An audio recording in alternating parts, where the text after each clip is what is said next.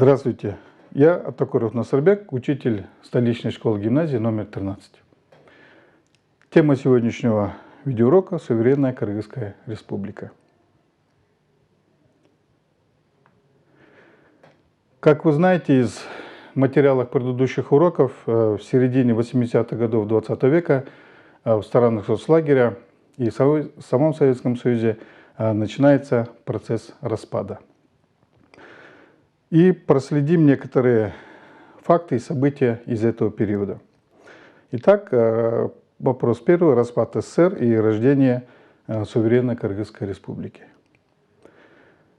В марте 1990 года на Третьем съезде народных депутатов СССР был введен институт президентства. Каковы были причины введения данного нововведения? Начало коренных преобразований демократических, эволюция межнациональных отношений в обществе, ликвидация командно-административной системы управления и монополии КПСС. Полномочия, которыми обладала раньше Коммунистическая партия Советского Союза, были переданы Советам.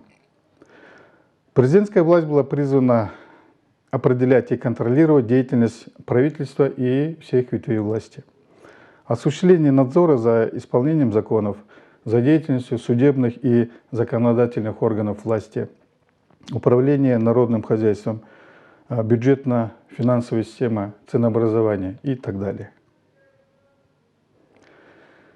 27 октября на сессии Верховного Совета Киргизской ССР был избран первый президент нашей страны Аскар Акаев.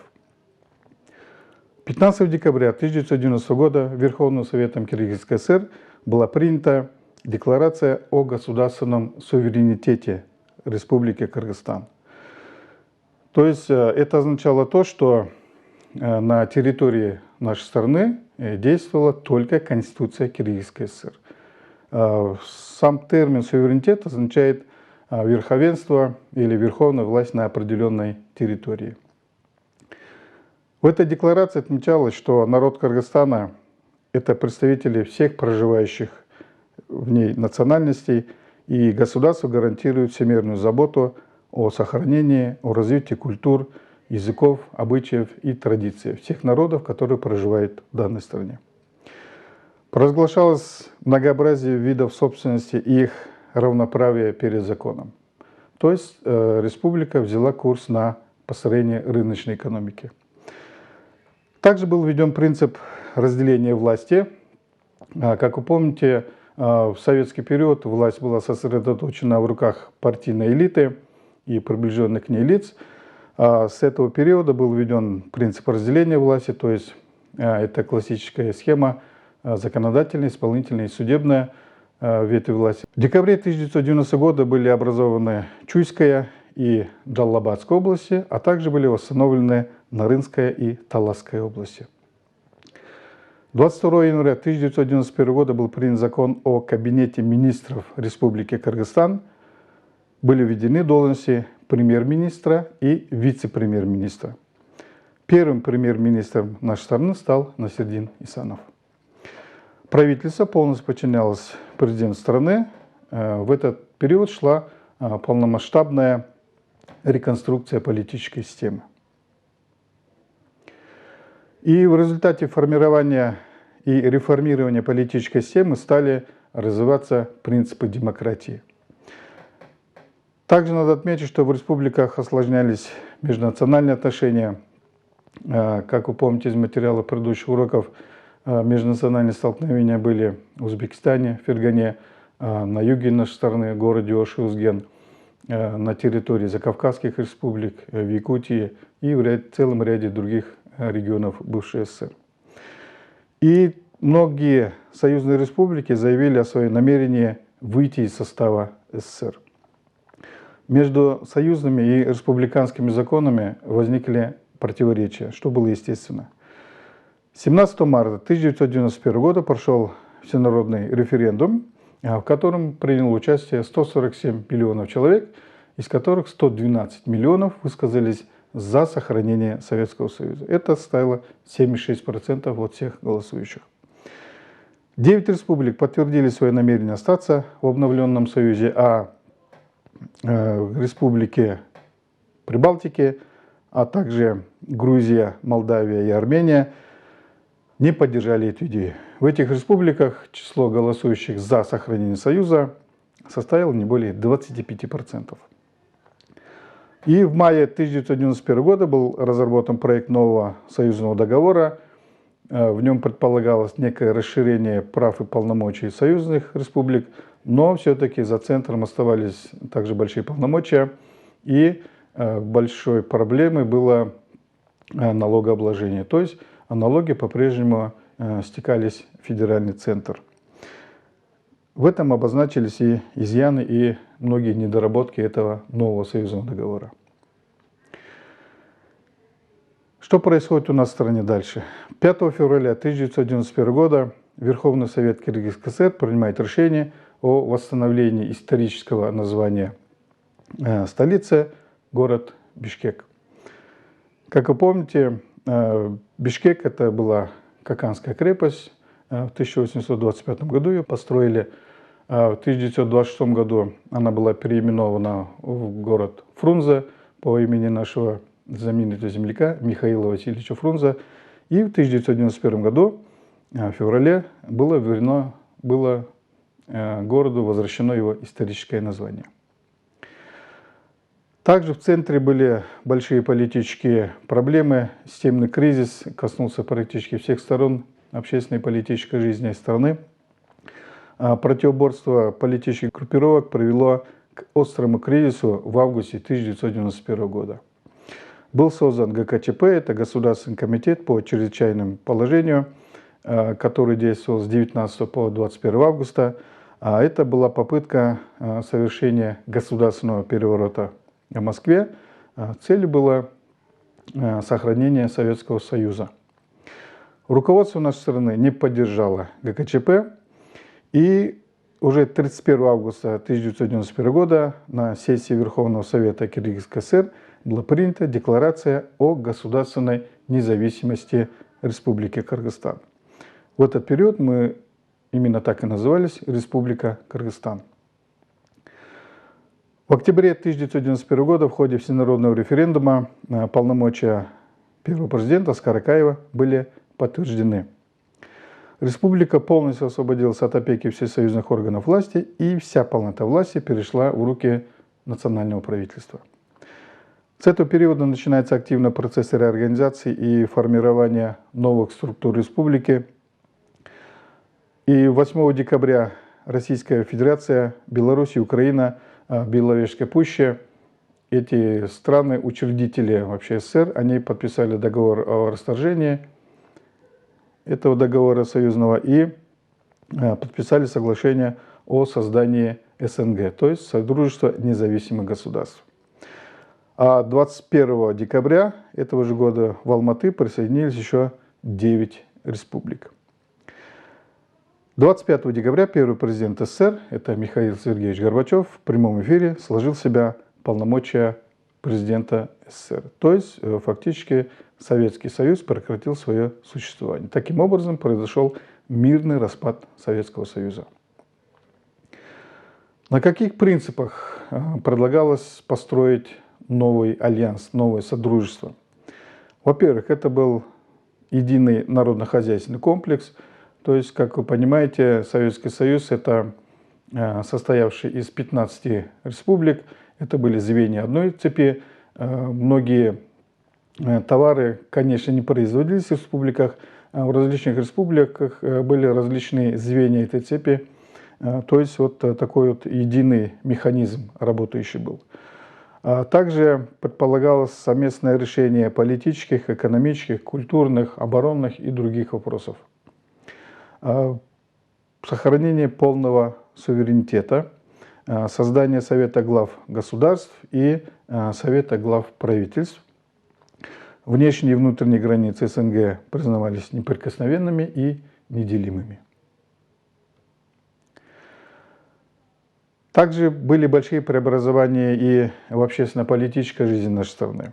Для нашего народа образование суверенной республики стало самым важным событием.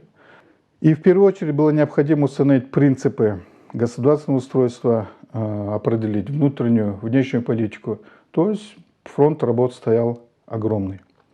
Необходимо было принять и разработать новую конституцию республики. В мае 1991 года эта была работа начата, и в течение 1,5 лет разрабатывался проект новой конституции, потом было трехмесячное обсуждение этого проекта, и эта работа была завершена в 1993 году. В 1992 году на местах исполнительные комитеты советов были заменены на акимиаты. Законодательная власть – это одна из ветвей власти. Парламент – это наш Джоорку Кенеш. Срок работы 5 лет, состоял он из 350 депутатов. 5 мая 1993 года Джоорку Кенешем была утверждена Конституция Кыргызской Республики. С этого времени каждый год 5 мая у нас национальный праздник – День Конституции. И основные положения Конституции Кыргызской Республики. Кыргызстан – это суверенная, унитарная, демократическая республика, построенная на принципах правового светского государства. Суверенитет Кыргызской Республики распространяется на всю ее территорию. Народ Кыргызстана является носителем суверенитета и единственным источником власти Кыргызской Республики. 22 октября 1994 года был проведен очередной референдум, а в феврале 1995 года состоялись выборы в двухпалатный парламент страны. Законодательное собрание составляло 35 депутатов, и собрание народных представителей, они собирались на сессию, 70 депутатов. Законодательное собрание работало на постоянной основе.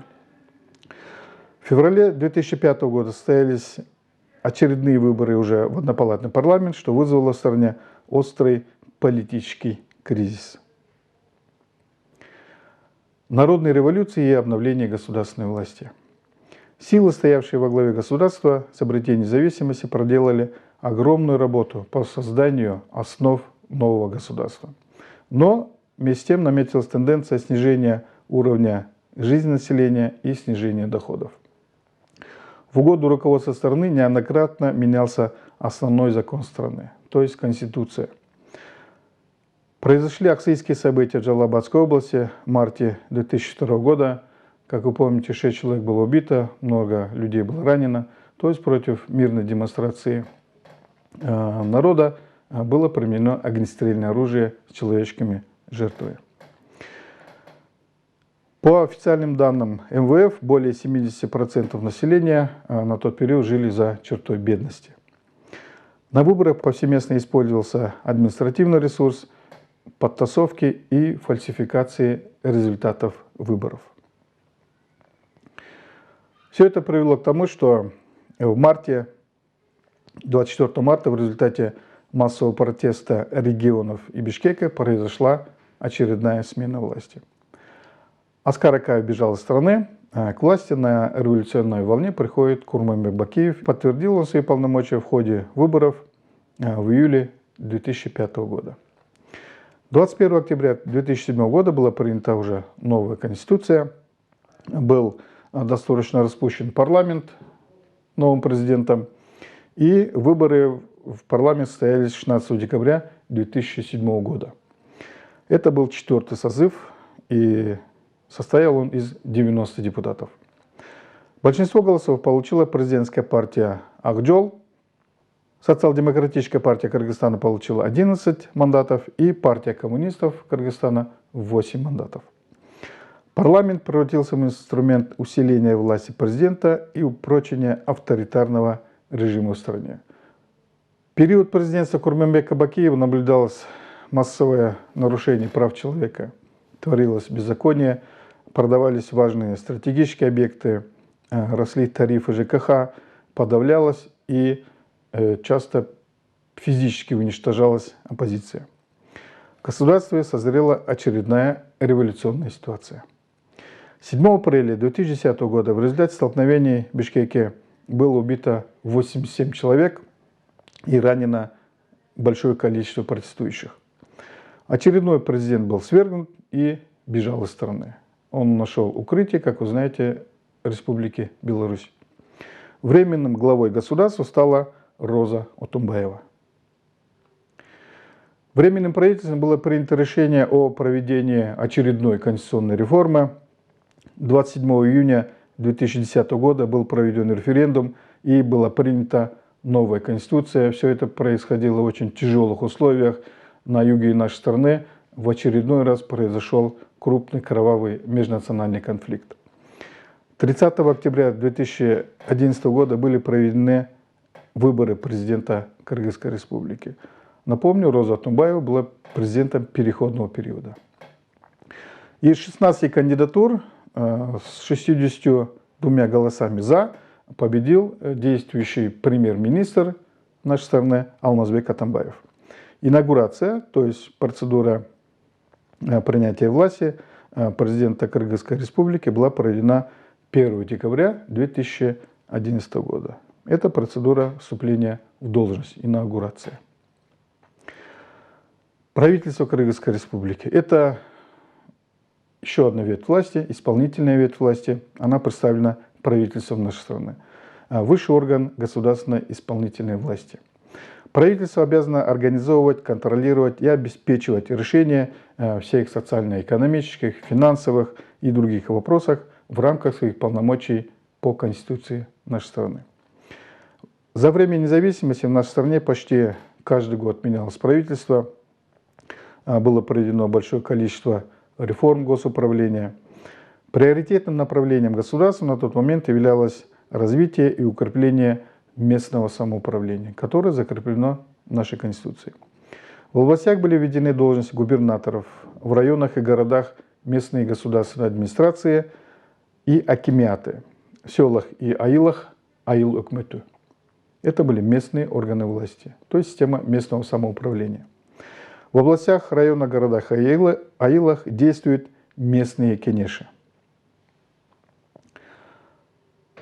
Также большое распространение получило развитие многопартийности.